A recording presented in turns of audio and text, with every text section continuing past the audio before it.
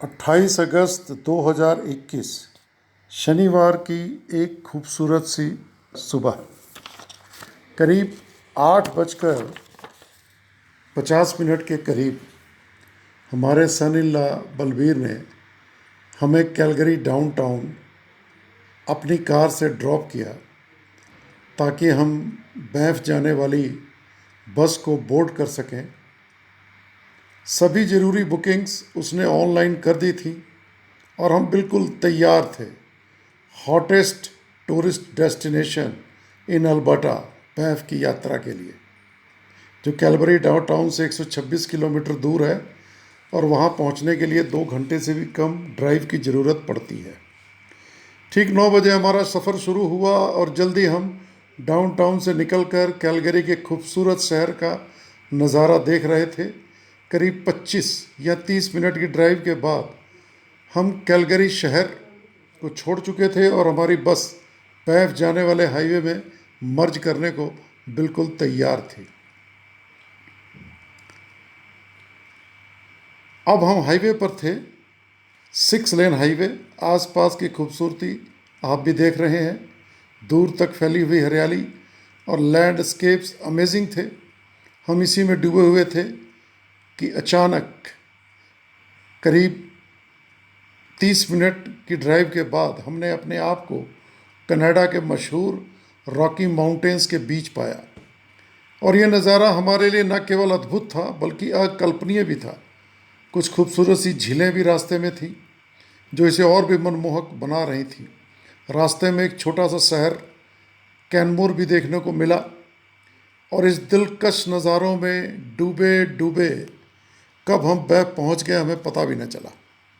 करीब 11 बजे बस ने हमें बिल्कुल बैंफ टाउन के सेंटर में ड्रॉप किया। हमने अपने बुक किए हुए होटल के बारे में पता किया तो वो बिल्कुल नज़दीक 100 मीटर की दूरी पर ही था। तो हम अपने लगेज के साथ अपने होटल की ओर चल पड़े।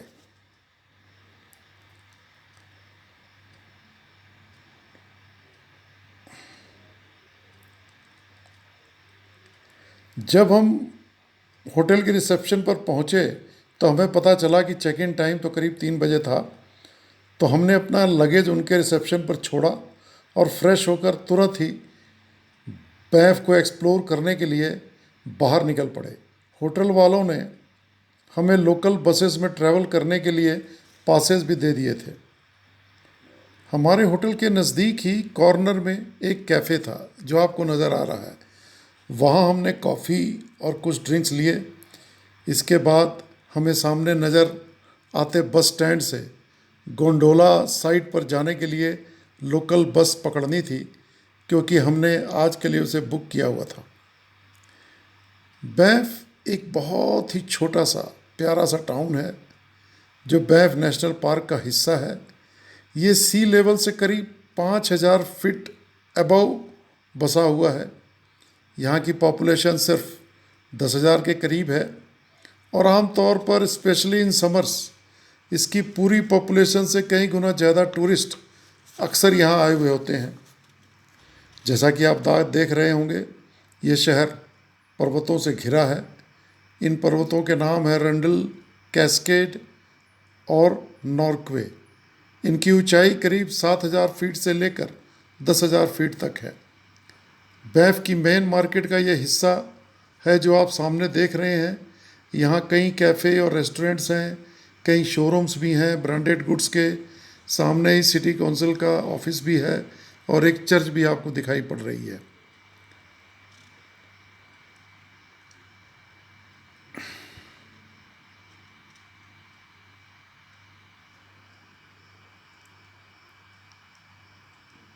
हमने वहाँ से बस ली और 10 मिनट के बाद हमें इस जगह पर उतार दिया गया। यहाँ से एक रास्ता तो हॉट स्प्रिंग्स की तरफ जाता था और दूसरा रास्ता गोंडोला साइट की ओर। और हमारी करीब 1 बजे के टाइम स्लॉट में बुकिंग थी, इसलिए हम गंडोला साइट की तरफ चल पड़े।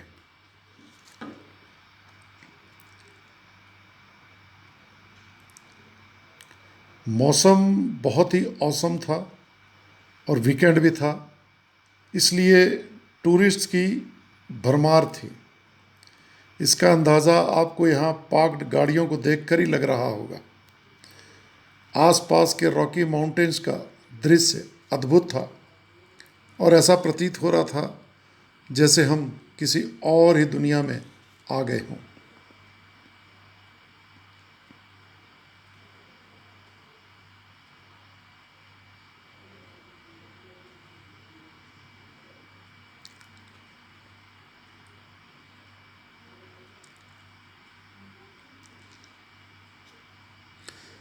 जब हम यहाँ पहुँचे तो पता चला कि लंबी क्यू है और इस क्यू में उन्हीं को अलाउ किया जा रहा था जिनका टाइम स्लॉट 15 मिनट्स के बीच में कहीं था। तो थोड़ी देर वेट करने के बाद हमारा नंबर आने को था, क्योंकि वो करीब 1 बजे के पास था, तो करीब 12:45 पे हम जाकर क्यू में लग गए। हमारे आगे एक फैमिली थी और ये फैमिली स्पेनिश थी।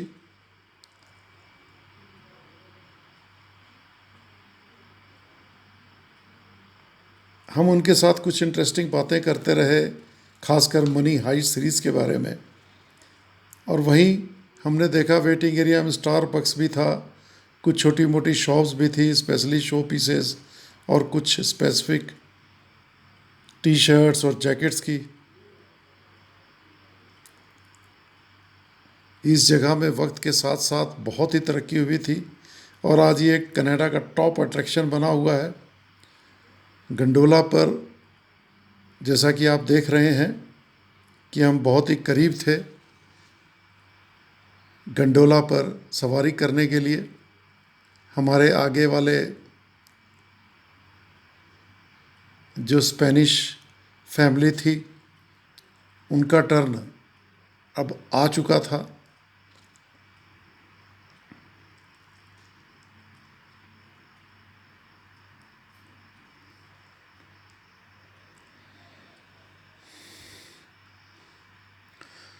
वो अब इस गंडोला में सवार हुए और इसके बाद हमारी टर्न थी।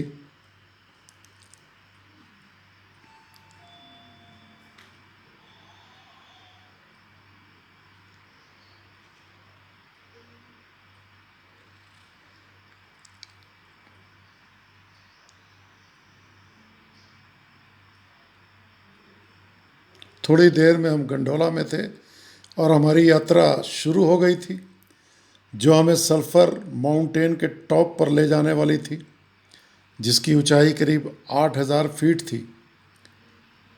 गंडोला की स्पीड काफ़ी तेज़ थी और लेकिन जो राइड थी वो बिल्कुल स्मूथ थी। नज़ारे तो आप सभी भी देख ही रहे हैं। एक बहुत ही अद्भुत एक्सपीरियंस था। करीब 8 मिनट्स हमें लगे और इन 8 मिनटों के दौरान हमने गंडोला का तो आनंद लिया ही, साथ ही आसपास के हसीन नज़ारों का भी बहुत आनंद लिया।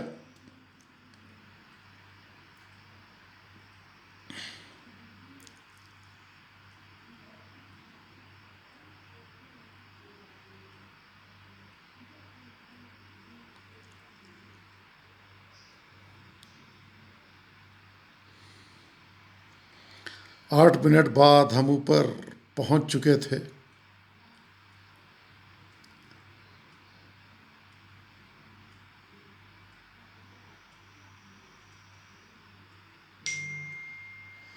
और यहाँ था हमारे सामने एक विहंगम दृश्य।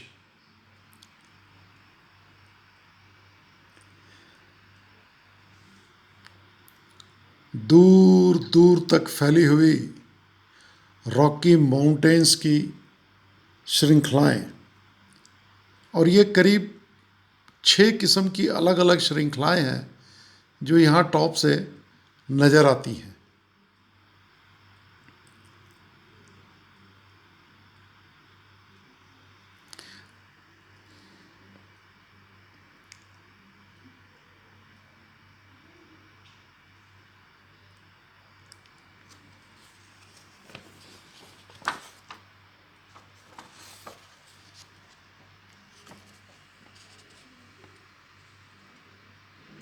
नीचे आपको ये खूबसूरत सी नदी भी नज़र आ रही होगी और ये खूबसूरत सा बैंफ शहर।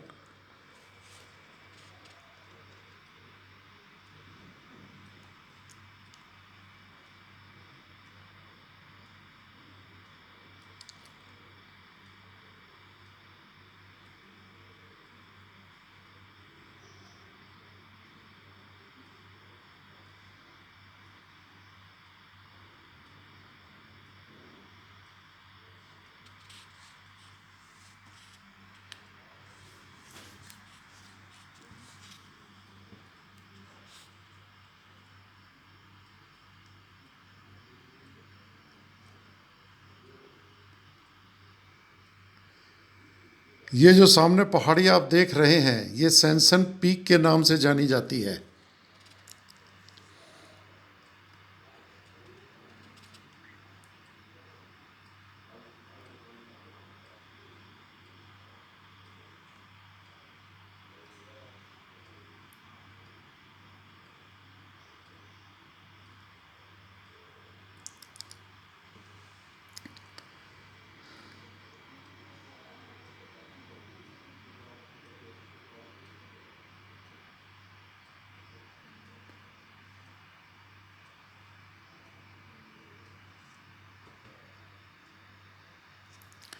ये था वहाँ टेरेस पर बना हुआ एक छोटा सा कैफ़े। बहुत ही तेज़ हवाएं चल रही थी, हवा ठंडी भी थी, लेकिन धूप पूरी खिली हुई थी, इसलिए उतनी ज़्यादा ठंड का एहसास नहीं हो रहा था।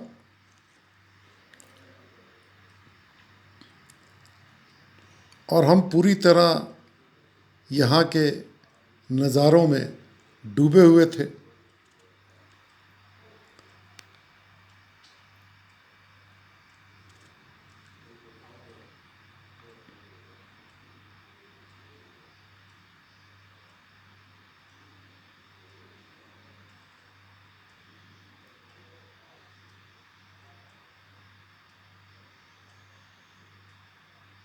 अब हम आ गए थे उस बोर्ड वॉक पर जो सैनसन पीक की तरफ जा रहा था।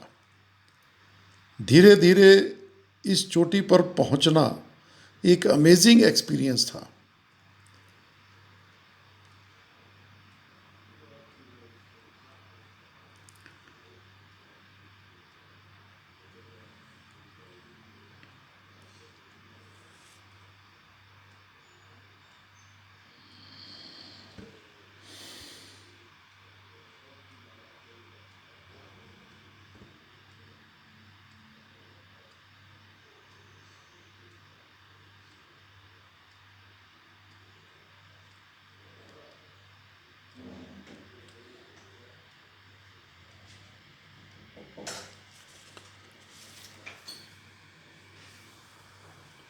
ज़्यादा वक्त तो हम यहाँ बिता नहीं सके, क्योंकि हमें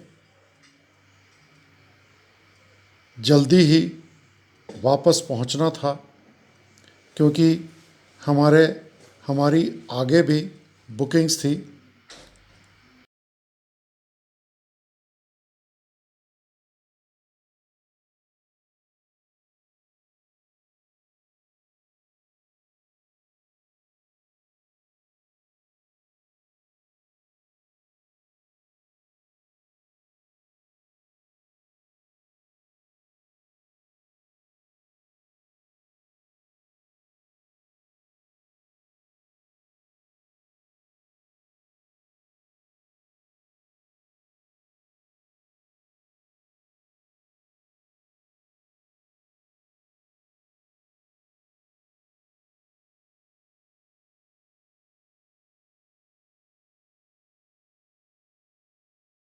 हमारे होटल का नाम था आर्मीगैन, जो बैफ में मिलने वाली एक खूबसूरत सी बर्ड के नाम पर था।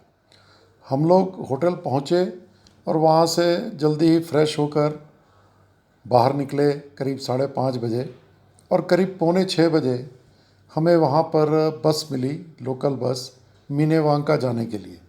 मिनेवांका से करीब वहाँ से 12 किलोमीटर की दूरी पर था। तो हमारी जो क्रूज़ की बुकिंग थी मिनेवांका लेक में, वो करीब 6 बजे की थी। हम जब वहाँ पहुँचे तो 6 बजकर 7-8 मिनट हो चुके थे और अनफॉर्चुनेटली वो क्रूज़ जिस पर हमने बोर्ड करना था वो जा चुका था। तो फिर हम वहाँ पर उनके ऑफिस में गए और उनसे जाकर रिक्वेस्ट की। तो फिर उन्होंने हमारा जो टाइम था वो 6 से बदल कर 7 बजे यानी नेक्स्ट क्रूज़ के लिए कर दिया।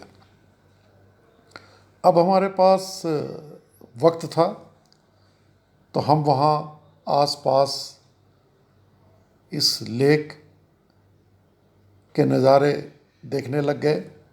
आसपास हमने देखा बहुत सी ट्रेल्स भी थी जिनमें बहुत दूर तक जाया जा सकता था, लेकिन हमारे पास इतना वक्त भी नहीं था। वहाँ पे एक छोटा सा कैफ़े भी था, तो उस कैफ़े में हमने कुछ रिफ़्रेशमेंट्स और चाय कॉफ़ी वगैरह ली और इसी तरह आसपास घूमते हुए लेक के मनोहर रूप का आनंद लेते हुए हम अपना समय गुजारते रहे। और उसके बाद ठीक करीब 7 बजे वही क्रूज़ जो यहाँ से गया था वो वापस आ गया और हम सभी उसमें सवार हुए और ठीक 7 बजकर 3-4 मिनट पर वो जो हमारा क्रूज़ था वो हमें लेकर चल पड़ा। अब ये क्रूज़ करीब 1 घंटे का था और बहुत ही इंटरेस्टिंग और फैसिनेटिंग था। और इसे और भी इंटरेस्टिंग बना दिया था इस क्रूज़ के साथ चलने वाले गाइड ने।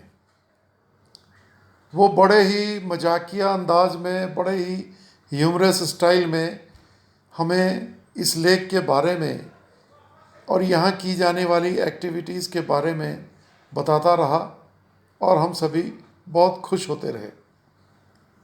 और आश्चर्य की बात ये थी उस क्रूज़ में कि ज़्यादातर लोग इंडियंस थे और उनमें भी ज़्यादातर लोग पंजाबी थे। तो हमने उस क्रूज़ का भरपूर आनंद ले रहे थे। फिर एक जगह बिल्कुल सेंटर में जाकर उन्होंने क्रूज़ को रोक दिया और उसी गाइड ने हमें बताया कि मिनेवांका का मतलब होता है लेक ऑफ स्पिरिट्स। और उसने बताया कि ऐसा लोगों का यहाँ मानना है कि इस लेक में और इसके आसपास बहुत सारी आत्माओं का निवास है। तो जब वहाँ जाकर उन्होंने क्रूज़ को रोक दिया और उसका इंजन भी बंद कर दिया और हम सभी से कहा कि शांत होकर हम यहाँ की खामोशी को सुनने की कोशिश करें। चारों तरफ अद्भुत नज़ारा था, पिन ड्रॉप साइलेंस था, सिर्फ लहरों की थोड़ी थोड़ी आवाज़ें और हवा की सरसराहट की आवाज़। और वाकई ये आवाज़ें ऐसे लग रही थी जैसे किन्हीं आत्माओं की आवाज़ें हों। तो वो एक अद्भुत सा अनुभव था। और ये सारे अनुभव लेते हुए हम वापस करीब 8 बजे वापस आ चुके थे लेक के किनारे। और उसके बाद करीब 8:30 बजे हमें वहाँ से बस मिल गई जो हमें बैंफ टाउन लेकर आ गई। हमें बहुत भूख लगी थी, हमने कुछ सर्च किया तो हमें एक इंडियन रेस्टोरेंट मसाला मिला। उसकी रैंकिंग काफ़ी अच्छी थी, रेटिंग अच्छी थी। हम वहाँ चले गए लेकिन उसके पास बहुत रश था। हमें करीब 1.5 घंटा इंतज़ार करना पड़ा और हम खाना खाकर रात को वापस आकर सो गए। और सुबह करीब 8 बजे हम निकल पड़े बो फॉल की ओर, जो कि हमारे होटल से करीब आधे घंटे की वॉक पे था। तो ये देखिए, हमने पहले बो रिवर के ऊपर जो वो पुल था उसको क्रॉस किया और ये क्रॉस करने के बाद रिवर के साथ साथ रास्ता बना हुआ था जो कि फॉल की तरफ जा रहा था, और हम उस सुबह के मौसम का आनंद लेते हुए धीरे धीरे फॉल की तरफ वॉक करते रहे। और ये सुबह का नज़ारा बहुत ही अद्भुत और कमाल का था। हमने उस फॉल का आनंद लिया और करीब 9:30 बजते बजते हम वापस वॉक करके अपने होटल में पहुंच चुके थे। 10 बजे तक ब्रेकफास्ट का टाइम था, तो हमने जल्दी जल्दी ब्रेकफास्ट किया और फिर हम तैयार होकर करीब 11 बजे हम चेकआउट कर गए। हमने अपना सामान वहाँ रिसेप्शन पे लगेज में रखा और वहाँ से बाहर आकर हमने लेक लुइस के लिए बस ढूंढनी शुरू की। तो हमें थोड़ी देर बाद लेक लुइस के लिए बस मिल गई और फिर ये करीब 50 किलोमीटर का सफ़र हमने बस में गुजारा, आसपास के अद्भुत नज़ारों को देखते हुए, रॉकी माउंटेन्स का आनंद लेते हुए। और इन्हीं नज़ारों में खोए खोए हम करीब 1 बजे के आसपास लेक लुइस पे पहुंच गए। अब ये आप देख रहे होंगे लेक लुइस का अद्भुत अकल्पनीय नज़ारा। झील का हरा क्रिस्टल क्लियर पानी और चारों तरफ पहाड़ जिनकी ऊंचाई करीब 10,000 फीट तक थी, और सामने वाले पहाड़ की ऊंचाई पर तो अभी भी बर्फ़ नज़र आ रही थी, ग्लेशियर्स नज़र आ रहे थे। संडे का दिन था, मौसम बहुत ही बढ़िया था, खिली हुई धूप थी, तो इसलिए टूरिस्ट की भरमार थी और पूरी लेक चारों तरफ भरी हुई थी। लोग कैनोइंग का बहुत मज़ा ले रहे थे। आपको लेक में दूर दूर तक जाती हुई नौकाएं नज़र आ रही होंगी। हमने भी कोई कोशिश की कि कोई बुक कर लें, लेकिन बहुत लंबी क्यू थी और हमारे पास इतना वक्त नहीं था। तो हमने इधर उधर सारा आसपास हम घूमते रहे, और उसके साथ ही फेयरमाउंट होटल भी था, बहुत ही शानदार होटल। हम दूर तक, काफ़ी दूर तक लेक्स के साथ साथ हमने सैर की। वहाँ से हालांकि ट्रेल्स भी जा रही थी जिनके द्वारा हम ऊपर माउंटेन्स के टॉप भी पहुँच सकते थे, लेकिन हमारे पास टाइम कम था तो ऐसा नहीं हो सका। हम फिर वहाँ से वापस चल पड़े और करीब पहुँच गए थे हम लोग 5:30 बजे। तो हमारे पास अभी भी वक्त था क्योंकि 8 बजे हमने बस पकड़नी थी। तो फिर हमने वहाँ फेयरमाउंट होटल का एक छोटा सा टूर किया।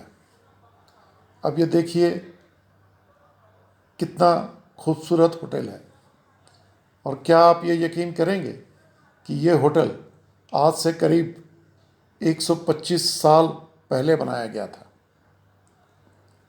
इस होटल में सैर करने के बाद हम थोड़ी देर के लिए टनल माउंटेन्स की तरफ भी गए।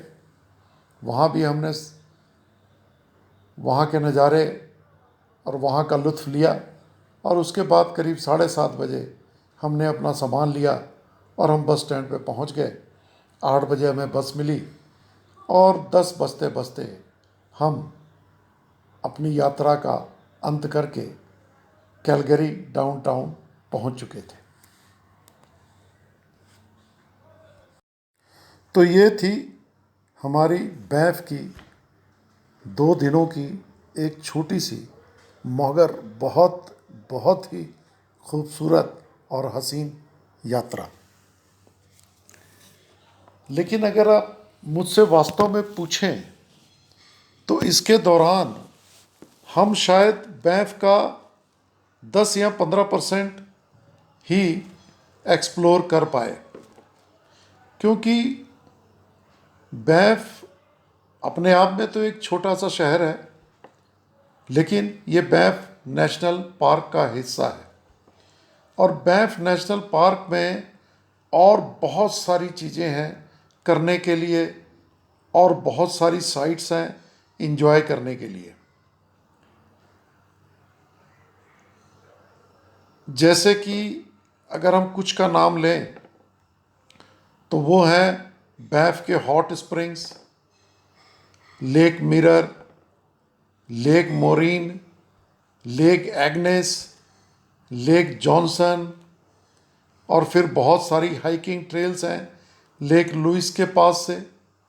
प्लेन ऑफ 6 ग्लेशियर्स हैं, बिग बी हाइव है, जॉनसन कैनियंस की वॉक है जहाँ पर हम वाटरफॉल्स को देख सकते हैं। Cave and basin natural historic sites हैं, और ग्लेशियर की स्काई वॉक भी है। और इसके अलावा भी बहुत कुछ है। आप जिधर भी चले जाएं, जिधर मर्जी आप चाहें तो जा सकते हैं, बहुत सारी ट्रेलें कर सकते हैं, किसी लेक पे, किसी माउंटेन्स पे, हर तरफ अनगिनत हैं। तो अगर आप ये सोचें कि आप बैंफ को पूरा एक्सप्लोर कर पाएँ तो इसके लिए बहुत लंबा वक्त चाहिए, और एक बार में तो आप कर भी नहीं सकते। इसके लिए बार बार बार आपको वहाँ जाना पड़ेगा। और दूसरी बात है कि मौसम के साथ बैंफ के जो रंग हैं, यहाँ के नज़ारों का जो नज़ारा है वो बदल जाता है। जैसे जैसे मौसम बदलता है, समर में ये कुछ और है, विंटर में ये कुछ और है। विंटर में ये सभी पहाड़ बिल्कुल बर्फ़ से ढके होते हैं, चारों तरफ बर्फ़ ही बर्फ़ होती है। लेकिन तब भी बैंफ एक बहुत ही हॉट डेस्टिनेशन है विंटर में भी, और उसके कई कारण हैं। और ये बैंफ को अगर हम चाहें कि पूरी तरह उसका आनंद ले पाएँ, बहुत मुश्किल है। But there is always a next time. जब भी हमें दोबारा मौका मिला, हम कोशिश करेंगे कि फिर वहाँ जाएं और बैंफ के कुछ और रंगों को भी जानने की कोशिश करें। आप सभी का बहुत बहुत शुक्रिया।